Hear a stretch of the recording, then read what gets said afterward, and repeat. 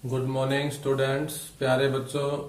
हमने last class में linear equations इन two variables जो हमारा चैप्टर था उसमें हमने कुछ इम्पोर्टेंट टॉपिक के बारे में बताया था और वो हमारा टॉपिक था नेचर ऑफ लीनियर इक्वेशंस।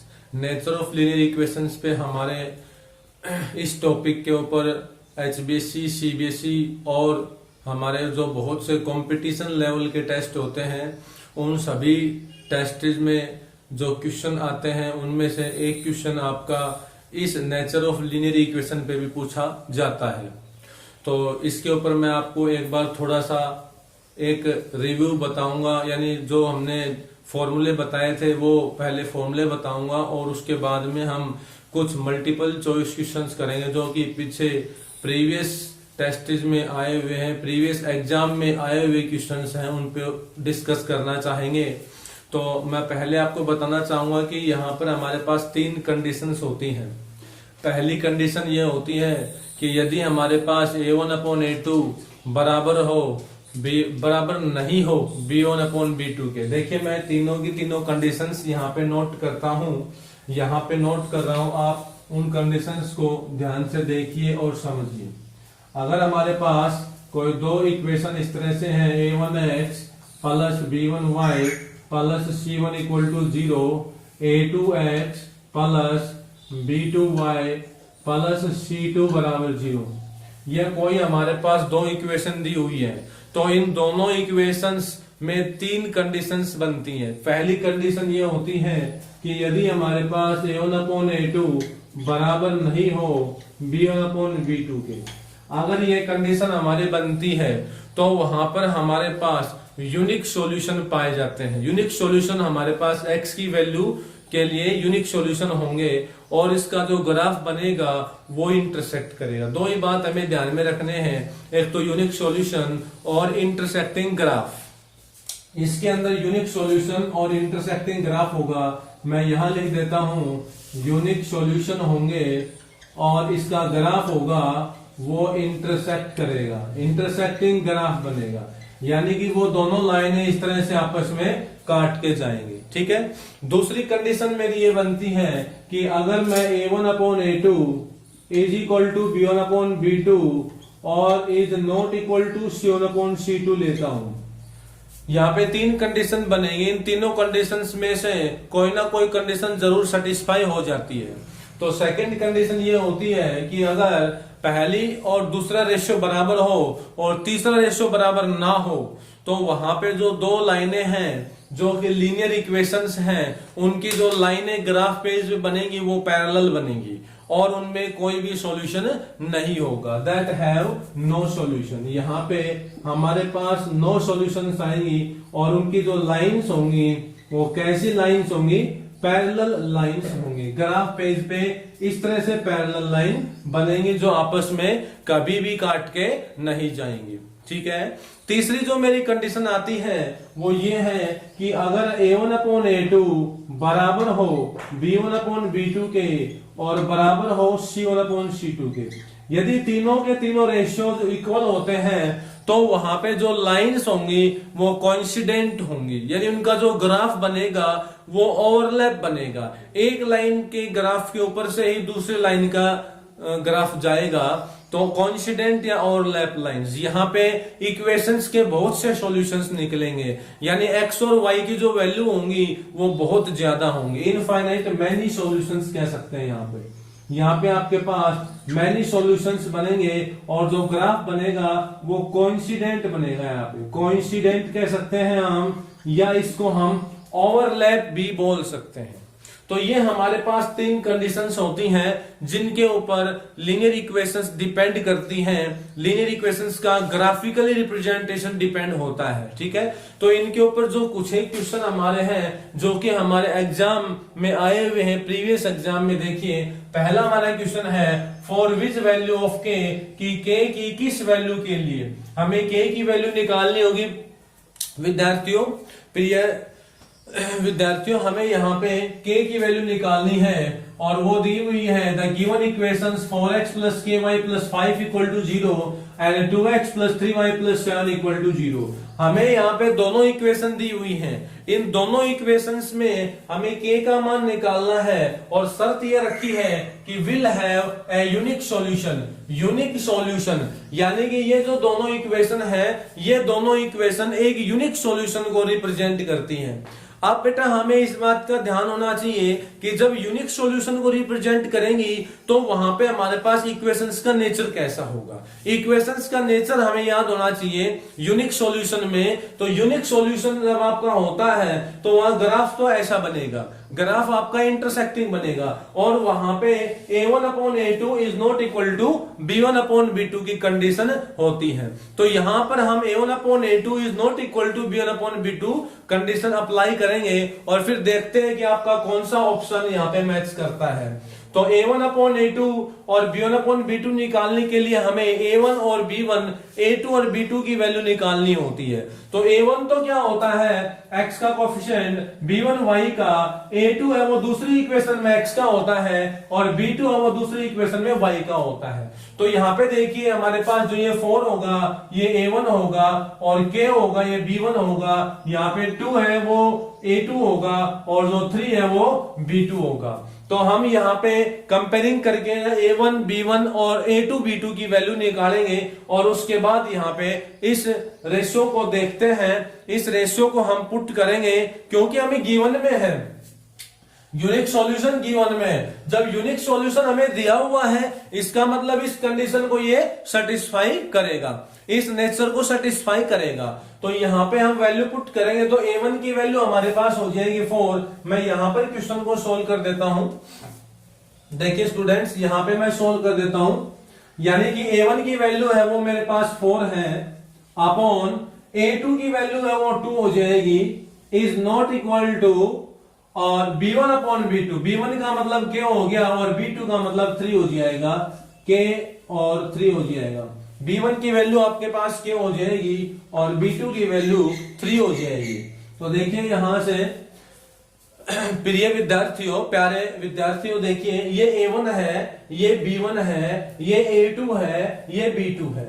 तो a1/a2 करेंगे तो 4/2 हो जाएगा और k/3 हो जाएगा। 4/2 is not equal to k/3। ये हमने क्यों लिखा है यहाँ पे, क्योंकि यूनिक सॉल्यूशन दिया हुआ है। यूनिक सॉल्यूशन में हमारी कंडीशन ये सेटिस्फाई करेगी। अब इसको सॉल्व करते हैं तो यहां से हमारे पास देखिए कैंसिल हो जाएगा 2 पे, तो यहां से 3 की मल्टीप्लाई होगी, यहाँ पे क्रॉस मल्टीप्लाई हम कर सकते हैं इसमें। तो यहाँ पे 3 2 6 is not equal to k, यानी k की जो वैल्यू होगी वो 6 नहीं होनी चाहिए। k की वैल्यू यहाँ पे 6 नहीं होनी चाहिए। 6 के अलावा अगर कोई भी वैल्यू आपके पास आती है तो यहाँ पे सेटिस्फाई हो जाएगा। k की वैल्यू 6 नहीं होनी चाहिए। तो हमारा कौन सा आंसर मैच करेगा, यहाँ पे k का मान 6 होगा तो ये गलत है, k का मान 6 नहीं होगा, दैट इज राइट आंसर। यही हमारा सही आंसर होगा, बाकी ये भी दोनों रॉन्ग आंसर होंगे। तो हमारा राइट आंसर क्या होगा, k is not equal to 6। तो प्यारे विद्यार्थियों हमें कंडीशन को ध्यान में रखना है, नेचर को याद रखना है कि लीनियर इक्वेशन का नेचर कैसा होता है, उसी के अकॉर्डिंग हमें चलना होगा। ठीक है, हम नेक्स्ट क्वेश्चन पे आते हैं। सेकंड क्वेश्चन देखिए हमारा। फर्स्ट क्वेश्चन को मैं अरेंज कर देता हूं। सेकंड क्वेश्चन मेरा क्या है, सेकंड क्वेश्चन ये है कि for which value of p, हमें यहाँ पे p की वैल्यू निकालनी है। अब यहाँ पे एक अनदर कांस्टेंट वैल्यू हमें मिली है p और पूछा है the pair of equation px + 2y = 5 and 3x + y = 1। ये दो लाइनें हैं तो ये मैं यहां लिख देता हूं कौन कौन सी है। दिया हुआ है px + 2y। अब देखिए यहाँ पे इज इक्वल टू 5 है, तो इज इक्वल टू 5 है तो 5 को आप लेफ्ट हैंड साइड में लेके आएंगे। क्यों ले आएंगे, क्योंकि हमारी स्टैंडर्ड फॉर्म की इक्वेशन ये होते तो इसमें c1 लेफ्ट हैंड साइड में ही होता है, इसलिए हम 5 को इधर ले आएंगे तो -5 = 0 बन जाएगा। सेकंड इक्वेशन हमारे पास है 3x जमा में y और वहां पे =1 है तो 1 को लेफ्ट हैंड साइड में ले आए, -1 = 0। ठीक है, दोनों इक्वेशन हमने यहां लिख ली है। लिखा है कि विल हैव नो सॉल्यूशन। अब नो सॉल्यूशन की बारी आती है, इसका मतलब उन लाइनों में आपस में पैरेलल जो होगा वो लाइनें हैं आपस में पैरेलल होंगी, यानी पैरेललिज्म की प्रॉपर्टी को सेटिस्फाई करेंगी। पैरेललिज्म की प्रॉपर्टी को सेटिस्फाई करेंगी तो उनमें कोई भी सॉल्यूशन नहीं बनता है। जब दो लाइनें इस तरह से पैरेलल होती हैं, आपस में काट ही नहीं रही है, तो उनमें एक्स का मान हम नहीं निकाल सकते। उसका ग्राफ पैरेलल इस तरह बनेगा जैसे यहां पे आपको बताया गया, ये इस तरह से दो लाइनें पैरेलल होंगी तो उनमें कोई सॉल्यूशन नहीं होंगे, एक्स की वाई की वैल्यू हम नहीं निकाल सकते, और वहां पे लाइंस कैसी होंगी, पैरेलल ग्राफिकली रिप्रेजेंटेशन देंगी। तो यहां पर जब हम बात करेंगे तो हमें कंडीशन को देखना होगा। नो सॉल्यूशन में हमारी कंडीशन क्या है, a1 by a2 equal to b1 by b2 is not equal to c1 by c2। यानी हमारी कंडीशन ये होती है कि a1 upon a2 बराबर होगा b1 upon b2 के, लेकिन बराबर नहीं होगा c1 upon c2 के। यानी कि जब दो लाइनें पैरेलल होंगी तो ये कंडीशन हमारी सेटिस्फाई होती है। तो इस कंडीशन को हम सेटिस्फाई करेंगे और यहां से फिर हमें P का मान निकालना होगा। तो वैल्यू पुट करते हैं A1 की वैल्यू। देखिए विद्यार्थियों, A1 होता है वो x का कोफिशिएंट, यानी कि P होगा। A1 की जगह पे हम P लिखेंगे, डिवाइड बाय A2 है वो आपके पास इस x का कोफिशिएंट 3 हो जाएगा, बराबर B1 है वो आपका 2 बन जाएगा, डिवाइड बाय B2 है वो यहाँ y का कोफिशिएंट यहाँ पे 1 है तो 1 आ गया, is not equal to C1 upon C2। C1 का मतलब माइनस का 5 और C2 का मतलब माइनस का 1, तो माइनस का 5 डिवाइड बाय माइनस, और माइनस से माइनस कैंसिल हो गया। अब विद्यार्थियों हमारे पास यहाँ पे दो कंडीशंस बनेगी। एक तो कंडीशन यह बनेगी कि हम यहां पर सोल्व कर दें इन दोनों को, एक कंडीशन यह बनेगी कि हम यहां पे इस टर्म को इस टर्म के नॉट इक्वल टू में भी लेके चल सकते हैं, ठीक है क्या नहीं। ये दोनों तो बराबर है लेकिन ये इक्वल नहीं है, तो यहां पे हम पहले इन दोनों को इक्वल लेके चलेंगे। तो P की वैल्यू हमारी क्या बनती है, देखिए जब इन दोनों को सोल्व करेंगे, क्रॉस मल्टीप्लीकेशन करते हैं, तो यहां पे हमारे पास आता है P is equal to 6। P is equal to 6। क्या हमारे पास किसी ऑप्शन में आया हुआ है P इज इक्वल टू 6? हाँ आया हुआ है। यहाँ पे सेकंड ऑप्शन होगा वो आपका राइट होगा, second option is right, P is equal to 6। P is equal to -6 नहीं है, ये गलत है, P is not equal to -6। अगर आप इसको कंफर्म करना चाहो तो यहां से हम फर्स्ट पार्ट और लास्ट पार्ट को सोल्व कर लेते हैं। फर्स्ट पार्ट हमारा P upon 3 is not equal to 5 upon में 1। इसको जब आप सोल्व करोगे तो यहाँ पे P is not equal to 15 आएगा, P is not equal to 15 आएगा, तो ये पार्ट भी आपका गलत हुआ और ये भी आपका गलत हुआ। That's all, the right answer is that P is equal to 6। तो प्यारे विद्यार्थियों, हमें इस तरह से हर एक क्वेश्चन को सोल्व करते जाना है, और ये क्वेश्चन आपके प्रीवियस एग्जाम्स में आए हुए क्वेश्चन हैं। नेक्स्ट क्वेश्चन देखिए, क्वेश्चन नंबर 3 है।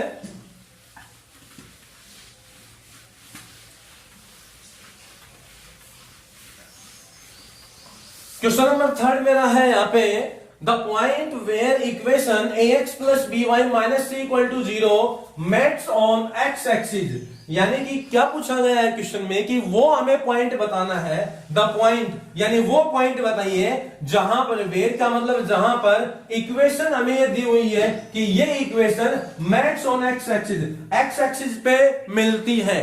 यानी कि ये कोई इक्वेशन है, ये इक्वेशन x एक्सिस पे जहां मिलेगी वो पॉइंट हमें बताना है। मैं इसको ग्राफिकली एक बार आपको समझाना चाहूंगा। जैसे कि ये कोई लाइन है इस तरह से, और ये हमारे पास x डैश है, ये y और y डैश है, ये हमारा ओरिजिन है। ये कोई लाइन है और इस लाइन की इक्वेशन हमें दे रखी है ax plus by minus c equals to 0। हमने अज्यूम करा है, यहाँ पे ये अज्यूम किया है केवल, यहाँ पे हमने। अब ये पूछा है क्वेश्चन में कि ये जो पॉइंट होगा ना, ये पॉइंट है, इस पॉइंट के कोऑर्डिनेट्स हमें फाइंड आउट करने होंगे। तो प्यारे विद्यार्थियों, हमें एक बात का हमें यहाँ पे ध्यान रखना होगा, जब कोई भी लाइन एक्स एक्सिस को काट के जाती है या एक्स एक्सिस को मेट करती है, तो वहां पर उस लाइन के साथ एक्स एक्सिस के साथ एक कॉमन पॉइंट बनेगा, ये कॉमन पॉइंट, और इस कॉमन पॉइंट में एक्स एक्सिस के ऊपर y की जो वैल्यू होगी वो 0 होती है। ये हम यहां पे पढ़ चुके हैं पहले भी कि ऑन एक्स एक्सिस के ऊपर y का मान 0 होता है, और ऑन y एक्सिस, अगर y एक्सिस के ऊपर बात करें तो वहां पे x का मान 0 होता है। इसका मतलब ये होता है कि आपके पास जितने भी एक्स एक्सिस पे पॉइंट होंगे, जैसे एक्स से लेके एक्स डैश तक, यानी यहां से लेके और यहां तक जितने भी आपके पास बीच में पॉइंट होंगे, कहीं पे भी कोई भी पॉइंट मिलेगा, उस पॉइंट पे y का मान 0 होगा। ये कंडीशन इसको बताती है, y equal to 0। X axis के ऊपर यहां से लेके यहां तक जितने भी पॉइंट होंगे, उन सभी के अंदर कोऑर्डिनेट्स जब निकालेंगे तो y का मान 0 लिखा जाएगा। फॉर एग्जांपल जैसे यहां हमारे पास a है, हमने मान लिया यहां a है, तो इसका कोऑर्डिनेट क्या होगा, इसका कोऑर्डिनेट होगा कि x का मान तो a और y का मान 0। जैसे यहां मैंने ले लिया माइनस a है, तो इसका कोऑर्डिनेट क्या होगा, x का मान तो माइनस a और y का मान 0। तो इस तरह से y की वैल्यू हर जगह पे 0 रहेगी।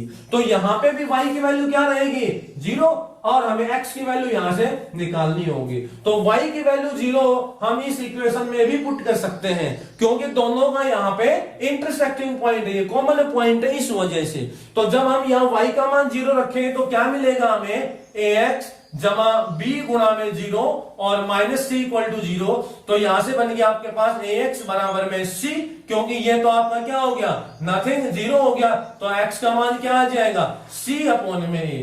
तो x की वैल्यू आपके पास क्या आ गई, c बाई a। तो यहां हम x की वैल्यू रख सकते हैं c अपॉन a।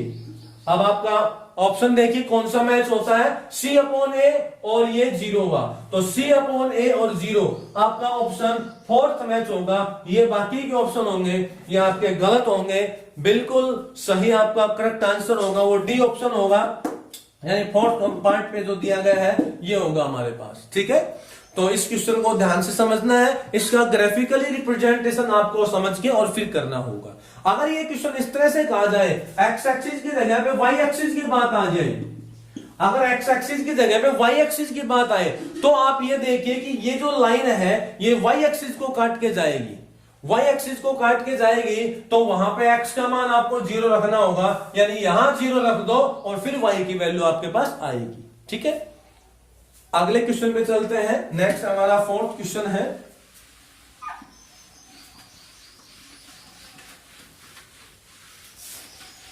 प्यारे विद्यार्थियों, फोर्थ क्वेश्चन है कि the lines of graphical representation, the lines of graphical representation of equations this and this will be, यानी दो हमें इक्वेशन दी हुई है, इन दोनों इक्वेशंस का ग्राफ पे कैसा रिप्रेजेंटेशन होगा।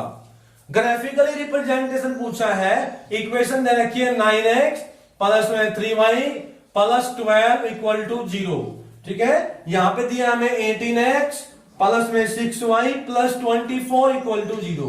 अब की बार हमें यहां पे k का मान नहीं बताना, ना ही कोई कांस्टेंट वैल्यू p है, यानी p का मान भी नहीं बताना, ना ही हमें k का मान बताना है। हमसे केवल ये पूछा गया है कि इन दोनों का जब हम ग्राफ बनाएंगे, इन दोनों का जब हम ग्राफ बनाएंगे तो उस ग्राफ पेज के ऊपर इन दोनों लाइनों को हम कैसे देखेंगे, किस तरह से हम इन दोनों लाइनों को रिप्रेजेंट करेंगे वहां पे, ये हमें देखना है। तो इन दोनों लाइनों का रिप्रेजेंटेशन देखने के लिए इन दोनों का हमें नेचर देखना होगा। नेचर का मतलब इन तीनों कंडीशंस, कंडीशन नंबर फर्स्ट ये है, सेकंड ये है और थर्ड ये है, इन तीनों कंडीशंस को हम सोल्व करेंगे। इन तीनों में से देखते हैं कौन सी कंडीशन हमारी यहाँ पे मैच करेगी। ये आपका यहाँ पे क्वेश्चन था, इसको मैं इरेज कर देता हूं। तो ये हमारी 3 कंडीशन है, बताना हमें ये होगा कि इन तीनों कंडीशंस में से कौन सी कंडीशन सेटिस्फाई करती है, और फिर हम ग्राफिकली रिप्रेजेंटेशन बता सकते हैं। तो यहाँ पे कंडीशंस देखते हैं, तो कंडीशंस के अकॉर्डिंग हमें A1 A2 B1 B2 C1 C2 चाहिएगा। तो A1 अपॉन A2 निकालेंगे, पहले हम A1 अपॉन A2 निकालते हैं, तो हम पता लगाते हैं यहाँ पे कि A1 क्या है, A1 और B1 A2 B2 जो भी हमारे पास कांस्टेंट वैल्यूज हैं वो क्या क्या होंगी यहाँ पे। तो कंपेयरिंग करके हम पहले वैल्यू निकालेंगे उनकी, और कंपेयरिंग हमने किया यहाँ पे A1 की वैल्यू यहाँ पे 9 हो जाएगी। कंपेयरिंग हम स्टैंडर्ड फॉर्म के साथ करेंगे। स्टैंडर्ड फॉर्म हमारी क्या है, A1x B1y C1 equals to 0, A2x B2y plus C2 equals to 0। इस स्टैंडर्ड फॉर्म के साथ कंपेयरिंग करेंगे तो A1 की वैल्यू 9, A2 की वैल्यू 18, यानी यहां से हमारे रिजल्ट आ जाएंगे A1 बाई A2 1/2 आ गया। फिर हम यहां से इनको कैंसिल कर दिया ना 9 से, अब B1/B2 निकालेंगे तो B1 की वैल्यू हमारे पास है 3, B2 की है 6, तो यहां से कंपेयरिंग करेंगे तो B1 B2 की वैल्यू हमें मिल जाएगी 3 और 6। अब डिवाइड करते हैं तो रेशियो आपके पास आ गया 1/2 ये भी। अब दोनों आपके पास ये रेशियो समान है। जब हमें ये पता लग गया कि A1/A2 इक्वल है B1/B2 के, जब दोनों के दोनों रेशियो समान है तो अब हम आगे चलेंगे नेक्स्ट रेशियो पे C1/C2 पे, और C1/C2 हमारा हो जाएगा 12/24, 12/24। इसको भी कैंसिल कर दीजिए 1/2, तो यहां से भी आपके पास वैल्यू क्या आ गई है, बराबर आई है। इट मीन A1/A2, B1/B2 और C1/C2 तीनों के तीनों बातें हैं, तीनों के तीनों जो रेशियोज है वो समान है, और समान रेशियो होते हैं तो यहाँ पे हमें देखना होगा हमारा नेचर कौन सा एग्जिस्ट कर रहा है। जब तीनों के तीनों वैल्यूज, तीनों के तीनों रेशियोज इक्वल हैं तो यहाँ पे हमारे पास थर्ड हमारा नेचर होगा लीनियर इक्वेशंस का, वो लाई करेगा, और वो होता है कोइंसिडेंट लाइंस यानी ओवरलैप लाइंस। जब इनका हम ग्राफ बनाएंगे तो इस तरह से बनेगा इनका ग्राफ, जैसे कि ये लाइन पहले का ग्राफ है, दूसरे जो लाइन है वो भी इसके ऊपर से क्रॉस करेगी, ये x x डैश और y y डैश, ये हमारा ओरिजिन हो गया। एक ही लाइन से दूसरी लाइन क्रॉस करी, उसी लाइन के ऊपर से वही पॉइंट कॉमन बनेंगे तो वो ओवरलैप लाइंस, कोइंसिडेंट लाइंस बोली जाएंगी। ठीक है, तो यहाँ पे हमें ऑप्शन कौन सा में देखना पड़ेगा। देखिए इंटरसेक्ट तो लाइन आपस में करेंगे नहीं, इंटरसेक्ट कहां कर रही है, एक लाइन के ऊपर से दूसरी लाइन जा रही है तो कोइंसिडेंट लाइन है या ओवरलैप लाइंस बोल सकते हैं, पैरेलल लाइंस भी नहीं है, तो ऑप्शन आपका सी यहां पे करेक्ट होगा, दैट इज कोइंसिडेंट लाइंस। ठीक है, ये आपका ऑप्शन सी रहेगा सही। अब हम लास्ट क्वेश्चन पे चलते हैं, हमारा 5वां क्वेश्चन है।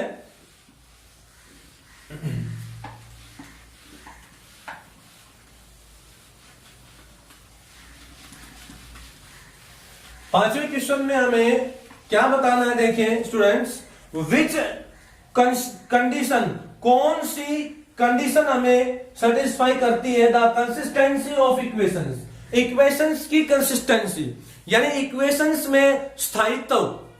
जो हमारी लाइंस इक्वेशंस बनती हैं, जो हमें इक्वेशंस दी हुई होती हैं, उन इक्वेशंस में जैसे कि हमारे पास लीनियर इक्वेशन दी हुई है a1x b1y plus c1 equal to 0, a2x b2y plus c2 equal to 0 standard form में दी हुई है, तो उन इक्वेशंस में जो स्थायित्व होता है वो किस हालात में होता है, किस शर्त पे बनता है। तो कंसिस्टेंसी हमें जब बतानी होगी तो कंसिस्टेंसी कब कब बनती है, देखिए जहां पे हमारे पास लाइंस का सॉल्यूशन निकलता है, यानी x और y का यूनिक सॉल्यूशन निकलता है और x और y के मैनी सॉल्यूशन निकलते हैं, उन हालातों में हमें कंसिस्टेंसी इक्वेशंस हम कह सकते हैं, यानी इक्वेशन का स्थायित्व बनता है। कौन कौन से कंडीशन में, एक कंडीशन ये होती है जब हमें यूनिक सॉल्यूशन मिलते हैं, जब हमें यूनिक सॉल्यूशन मिले।